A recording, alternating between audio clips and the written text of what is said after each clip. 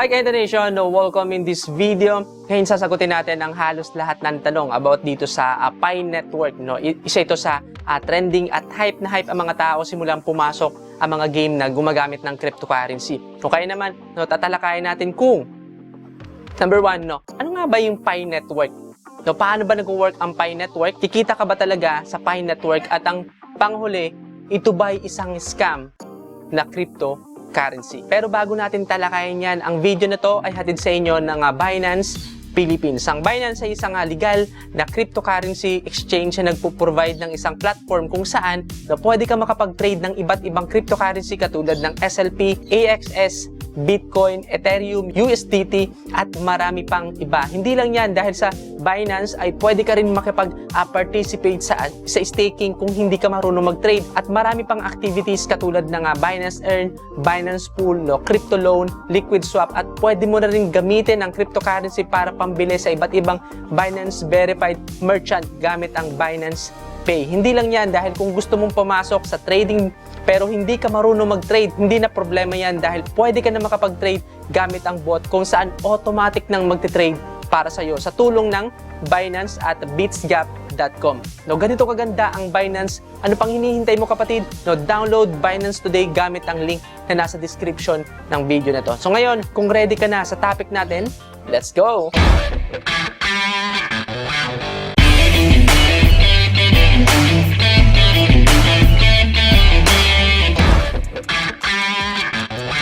Ngayon pag-usapan natin, ano nga ba ang Pi Network? Ang Pi Network ay isang digital currency na ang layunin ay maging accessible sa mga tao ang pagmimina ng digital coin. Ano nga ba yung sinusolve na problema ng Pi Network? Bakit ginawa ang digital coin na ito? Unang-una, ang problema na sinusolve ng Pi Network ay ang pinakamalaking problema na nagagawa ng Bitcoin mining. Ano nga ba yung problema sa pagmimina ng Bitcoin? Sa Bitcoin mining, gumagamit tayo ng mga equipment kung saan ang equipment na ito ay mangangailangan ng electricity power. At ang itong electricity na ito ay nagge-generate ng basura. Anong klaseng basura? Na for example, greenhouse gases, air pollution, acid rain at marami pang iba. Base sa pag-aaral, ang energy consumption na gamit sa pagmimina ng Bitcoin globally, papagkukumpara natin sa energy consumption ng malalaking bansa. At isa sa pinakamalaking problema na ginagawa ng Bitcoin ay ang pag-produce ng carbon footprint. Hindi Bitcoin ang mayroong massive energy consumption sa buong mundo. Pero most of the Bitcoin mining facilities ay gumagamit ng coil-based power, especially sa China. At once na sinunog mo yung coil na yon para makapag-produce ng electricity, malaki po ang effect nito sa environment. At ito po ang exact na problema na gustong isolve ng Pi Network. Makapagmina ang mga tao ng cryptocurrency without a massive energy consumption gamit ang mobile phone. Ngayon pag-usapan natin, paano ba nag-work ang Pi Network? So ang Pi Network po ay nakabase sa tinatawag na Stellar Consensus Protocol o Federated Byzantine Agreement o FBA. So ngayon, sa cryptocurrency, meron tayong tinatawag na consensus protocol o yung mga consensus algorithm, which is, ang consensus algorithm, sila yung mga nagva-validate ng isang transaction o mas tinatawag natin na isang key validator. O sa Bitcoin, tinatawag natin ito na mining. Okay? Sa Ethereum naman, okay, ay staking, at ang isa sa ginagamit ng Pi Network ay nakabase sa FBA model o Stellar Consensus Protocol. For example, okay, sa mining, para mag-work ang key validator, mangangailangan tayo dito ng equipment katulad ng mining rig o ASIC miner. So sa staking naman, para mag-work ang key validator, kailangan mo mag-invest, okay? Kailangan mo ng investment, okay? At yung tinatawag na key generator. So, pwede mong panoorin ang video na to para mas maintindihan mo ng mabuti about mining at staking. Ngayon, ano yung pagkakaiba ng mining, staking, at yung ginagamit ng Pi Network? So, sa mining, para makapag-join ka sa network, para maging isa kang key validator, mangangailangan ka ng mining rig at ASIC miner. Sa loob ng blockchain, kahit sino, pwede makapag-join bilang isang miner, at pwede din tayong umalis kahit anong oras na hindi nasisira yung consensus mechanism ng blockchain. Ang consensus mechanism ay isa itong agreement sa loob ng blockchain. Ang tanong, paano ba ito nag-work?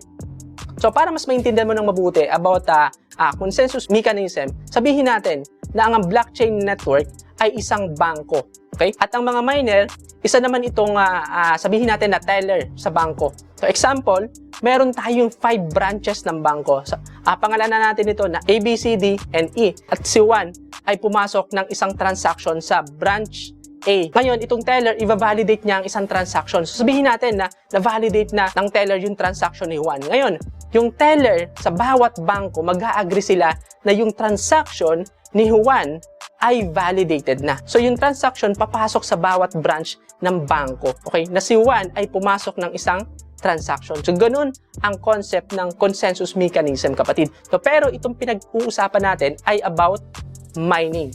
Ngayon, sa staking naman, kung sa mining, kaya natin pumasok bilang isang miner o key validator, sa staking, mayroon itong validator list. Okay? Sa validator list, may katumbas itong investment. For example, sa isang node, mayroong 100 coin na kailangan para makapag-run. At sa bawat participants, mangangailangan ng 10 crypto coin bago ka makapasok. For example lang, pwedeng itong lahat ng participant na ito sa validator list ay isang tao o pwedeng i-open ito ng owner sa iba't ibang tao. No, kapag isang tao lang ito, yung buong 100 coin ay siya yung magpo-provide o i-open niya ito for public. Once na makapag-create ka naman ng node o makapag-pasok ka dito, kikita ka depende sa interest rate at depende pa din sa dami ng blocks na mabubuo ng isang node. Ngayon, itong proseso na ito ay tinatawag po na centralized closed membership. No, paano naman nag-work ang consensus mechanism ng staking? Ang staking, once na may pumasok na transaction, no, kailangan mag-agree yung 60% ng participants sa loob ng node para maging valid yung transaction at maisama ito sa loob ng blockchain. Pero ang pagkakaiba ng staking sa mining, kung sa mining, pwede kang pumasok o lumabas bilang isang key validator kahit anong oras, sa staking po ay hindi. Kasi once lumabas ka o kahit sino sa participants, so masisira yung consensus algorithm sa isang node at meron pong consequences yun, no? Which is, hindi mo makukuha yung interest na kita mo at pwede maka-apekto ito sa lahat ng participants ng isang node. Ngayon, ang advantage naman ng staking, maliban sa na naiiwasan nito yung problema na pinuproduce sa mining, mas mabilis ang transaction at mas maliit ang fee ng staking kaysa sa mining. Ngayon, pag-usapan naman natin yung Pi network na inadapt yung Stellar Consensus Protocol o algorithm. So sa Stellar Consensus Protocol, hindi mo kailangan ng malaking equipment o validator list. No, pwede kang makapag-run ng isang node sa pamamagitan ng laptop o computer. Ang mining sa Stellar ay magkaiba sa mining system ng Bitcoin. Kung sa mining system ng Bitcoin, nag-uunahan sila na makapag-validate ng key at once na ma-validate na isang miner, lahat ng miner ay mag-a-agree sa transaction na ito. Dito naman, gumagamit sila ng voting system. Mayroon din tayong tinatawag na quorum slices at ang quorum slices ay isang grupo ng node kung saan pipili ka kung sino yung mga pinagkakatiwalaan mo sa loob ng network. Dito napapasok yung consensus mechanism ng Stellar Consensus Protocol. So ang tanong, paano ba ito nag-work? For example, okay, si Juan, si Pedro, si Elsa, at si Manny ay isang node sa network. Sabihin natin na si Juan ay pinagkakatiwalaan niya si Pedro at si Elsa. At si Manny naman ay sabihin natin na single node lang siya sa network, no?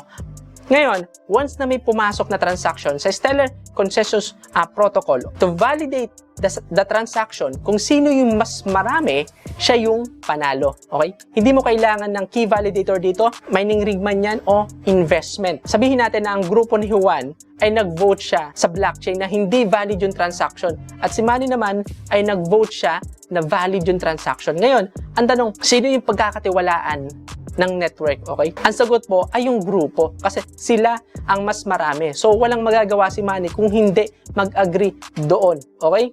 So, ibig sabihin, yung transaction ay magiging invalid kasi natalo si Manny na nagsabi na valid yung transaction na yon. Ibig sabihin, yung masusunod, okay, sa Stellar Consensus Protocol ay kung sino yung mas marami. Kung sino ang mananalo, sila yung kikita ng malaki kasi sa kanila mapupunta yung transaction fee. Ang disadvantage ng Stellar Consensus Protocol sa loob ng consensus algorithm, hindi lang po ito iisang grupo. At pwedeng ang isang member ng grupo ay meron din sariling grupo. Para mas paintid po ng mabuti, o sabihin natin, okay, na si Juan, si Pedro, si Elsa, at si Manny ay isang grupo. Okay? At sabihin natin na si Juan at si Pedro ay may sarili ding grupo. ganun din si Elsa at si Manny. Pwedeng mangyari ito sa Stellar Consensus Protocol. O sabihin natin na may pumasok na transaction at ang grupo ni Juan ay nag-agree na valid yung transaction at yung grupo naman ni Elsa ay nagsabi na hindi valid ang transaction. Ang tanong, ano yung mangyayari? Okay? So parehas sila ng grupo, para sila ng dami ng grupo. Paano magiging valid o hindi yung transaction na yun? Ang sagot po ay maghahanap yung network ng another node na magsasabi na valid o hindi valid ang transaction. Ganito po nag-work yung Stellar Consensus Protocols. Ngayon, ang Pi Network ay inadapt niya ang ganitong klase ng proseso ng Stellar Consensus Protocol. Hindi ito mismo connected sa SCP. Sa Pi Network, mayroong 4 na role na tinatawag na Pi Miner. Pioneer, sila yung mga individual na nagsasabi na hindi kami robot. Totoong tao kami. At sila yung mga pwedeng gumamit ng application para sa transaction. Okay? At pwede silang kumita sa pamagitan ng pag-confirm ng kanilang presence every 24 hours para itong quorum slices na bumubuo ng grupo sa loob ng network. At ang ambassador, ito naman yung mga taong nag-i-introduce ng Pi Network sa mga tao. At yung pangapat, yung noon, ito naman yung mga taong nagva-validate ng transaction. Ngayon, pag-usapan natin about sa Pi Network kung ang proseso ba nila ay same sa Stellar Consensus Protocol. So, pinag-aralan ko by Pi Network, binasa ko lahat ng buo yung white paper nila at base po sa kaalaman ko about cryptocurrency, base na rin dun sa white paper nila. So, yung nararanasan ng karamihan ay minting na nilabas nung phase 1, which is lahat ng papasok sa Pi Network ay makakapagsimulang makatanggap ng reward. Magkaiba po yung minting sa mining at hindi ka makakapag-mine at mint ng walang blocks. Okay, isa sa red flag na nakikita ko sa Pi Network. Ngayon, yung first block ng Pi Network ay hindi pa nangyayari, hindi pa nag-i-exist kasi hindi pa ganap ng crypto coin ito. Ibig sabihin, wala pa itong blockchain, kapatid. Hindi ka makakapag-mina o minting without blocks. Okay, without blockchain. At teka, inadapt nila yung Stellar Consensus Protocol. Kahit sa SCP ng reward system nila ay nagsisimula sa isang transaction sa pamamagitan ng voting system. At lahat ng nakakuha ng reward ay isang node ng network. Okay? Hindi ka makakuha ng reward sa pagko-confirm lang na ikaw ay totoong tao. So itong ginagawa ng Pi Network ay free money, nanimigay sila ng pero without blocks na mayroong itong disadvantage pagdating sa price ng Pi coin o once na maging live ito. Paano ko nasabi? Okay? Ang crypto ay para lang itong totoong pera, physical na pera. So isang pera, the more na marami kang piniprint, okay, na pera at uunti yung paggasta o paggastos ng pera, lumiliit yung value ng pera. Okay? Ganun din sa digital coin, kapatid. So, hindi totoo na kapag naging totoong crypto coin ang Pi Network, magkakaroon ito ng $100 o $200 na value. Bakit? Kasi marami na yung supply pero wala pa rin na ipapasok na pera sa Pi Network. So, paano magkakaroon ng value kung walang block? So, walang perang napapasok o nabubuo at walang totoong perang nako-convert na Pi coin. Marami kasi nagsasabi na ang Pi coin ay meron ng value. Okay, lahat po na nakikita mo sa internet ay isa lang pong prediction. Isa sa pang red flag na nakikita ko sa Pi Network ay yung pyramid scheme style. Hindi ito pyramid scheme, pero yung concept ng pyramid scheme ay mayroon ang Pi Network. For example, once na pumasok ang isang tao ay nakapag-invite ito ng maraming tao, kikita siya doon sa mga tao na yun. Okay? Kikita siya doon sa mga na-invite niya. At hindi po ganun yung concept ng Stellar Consensus Protocol. Ang tanong, kikita ka ba sa Pi Network ngayon? Ang sagot po ay hindi. Kasi hindi pa ito live o hindi pa active yung cryptocurrency na Pi coin. Okay? Pero kung ang tanong mo ay sa future ba o once na maging live ang Pi Network, kikita ka ba dito? Ang sagot po ay depende. Siguro. Okay? Kung kikita ka siguro, hindi ganun kalaki. Hindi katulad na ipinapangako ng mga tao na nandito sa loob ng Pi Network. O kahit pa $100 yan o $200, hindi po. Okay? Hindi ko nakikita na ganun yung price ng Pi Network once na maging live ito. At last, tanong, ito ba ay isang malaking scam? No, para sa akin po, ito ay possible na scam. Yes, hindi ka namumuhunan. Okay, hindi ka naglabas ng pera dito. Walang nawala sa iyo. Pero bakit ko nasabi na ito ay isang possible na scam? Unang-una, wala ako nakikitang network, wala ako nakikitang blocks, walang blockchain, wala ako nakikitang tunay na mining at wala ako nakikitang tunay na minting. So, maraming magsasabi na kasi hindi pa naka-live. Okay? Yun nga eh. Ang tanong, bakit nakakapag-mina sila kung hindi pa live? Bakit nakakapag-mina sila kung wala pang blockchain? Yun ang isa sa red flag ng Pi Network. Pangalawa, ang Pi Network ay mayroong pyramid scheme style, which is meron pa itong hangganan. Okay, sabihin natin na maging live sila at ganun pa rin yung proseso, ganun pa rin yung sistema. So meron pong hangganan yung ganun. At pangatlo, yung concept nila about Stellar Consensus Protocol ay hindi pa nag-i-exist sa loob ng Pi Network. No, bakit? Kasi hindi pa live. No? Wala pang active na node. Ang concept ng SCP ay mag-i-exist lang kung 100% working na ang node ng network. No? Plus, ang purpose ng SCP ay makapag-validate ng transaction sa pamamagitan ng voting system sa bawat node ng network. Ang Pi Network ay namimigay lang ng free money with a promise. Okay? Isang pangako na pwede kang kumita ng malaki once na ito ay maging live in public. At isang pangako na masusolusyonan ang problema ng Bitcoin mining. No? Ang sinasayang mo lang dito o masasayang mo lang dito ay yung time, okay? At paniniwala doon sa mga pangakong magkakaroon ng ito ng napakalaking value. No? FYI lang, no, nasolusyonan na po yung problema ng Bitcoin sa pamamagitan ng staking o proof of stake. So, masasabi ko na hindi ito worth it. No? Marami kang makikita nga butas sa white paper nila, marami mga tanong na dapat dun pa lang sa white paper ay nasagot na lahat.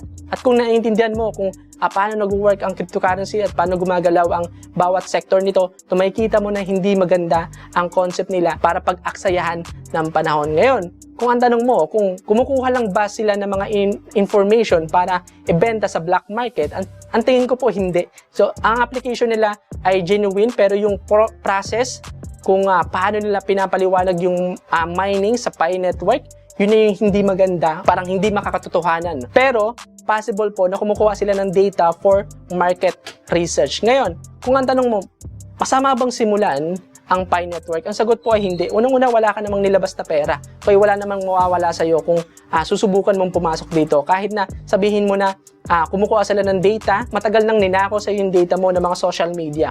No, ang pagkakaiba lang sa social media, alam mo kung ano yung purpose at paano nag-work ang marketing strategy nila o marketing flow nila. No, pero kung gusto mong itry ang Pi Network at ang mga darating na benefit ng Pi Network kung sakali na mag-live ito, no, then go ahead kapatid. O, walang pumipigil. Kung sa tingin mo yung worth ng time mo ay kapalit-palit, no, sa darating na value ng Pi Network, then go ahead. At huwag kang mag-expect ng malaking value nito. No, pero kung mas malaki yung value ng time mo, no, para dito, then pumunta ka dun sa mga active at tunay na cryptocurrency kung gusto mo talagang kumita. So, ang review natin dito ay possible po na isang scam ang Pi Network base sa tinalakay natin. Pero, ang problema na ito ay masosolve ng dalawang bagay. Number one, stop nila yung pyramid scheme style. So, hindi yan minting o mining. Walang nagaganap na minting o mining dyan.